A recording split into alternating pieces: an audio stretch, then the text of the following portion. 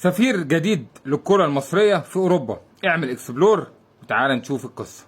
المدافع الشاب محمد عبد المنعم لاعب الأهلي خلاص أنهى كل الأمور وأصبح لاعبا رسميا. محمد عبد المنعم أصبح لاعبا في صفوف نيس الفرنسي. 4 مليون و300 ألف يورو زائد مليون يورو إضافات بلس 10% من نسبة البيع لأي نادي تاني.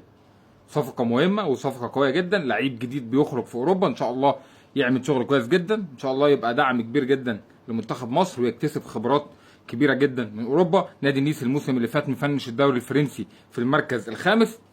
نادي نيس هيلعب في الدوري الأوروبي الموسم الجديد باذن الله. عبد المنعم يبقى اضافه قويه ويبقى دعم كبير لمنتخب مصر. محمد عبد المنعم يدين بالفضل لمستر كيروش، هو اللي اكتشفه وهو اللي نجمه وهو اللي لمعه وجابه منتخب مصر لما كان بيلعب في نادي فيوتشر كمعار من الاهلي، وكانت سبب ان الاهلي يقطع اعارته في يناير ويرجع الاهلي ويعمل مسيره رائعه جدا مع الاهلي.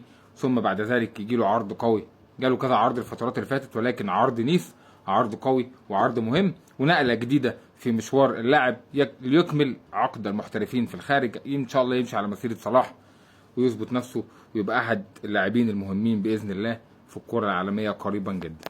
ان شاء الله نشوف لعيبه مصريه كتيره جدا تحترف الفترات القادمه، ويبقى عندنا زي المنتخبات شمال افريقيا ومنتخبات افريقيا اللي عندهم نجوم كتيره جدا موجودين في اوروبا باذن الله.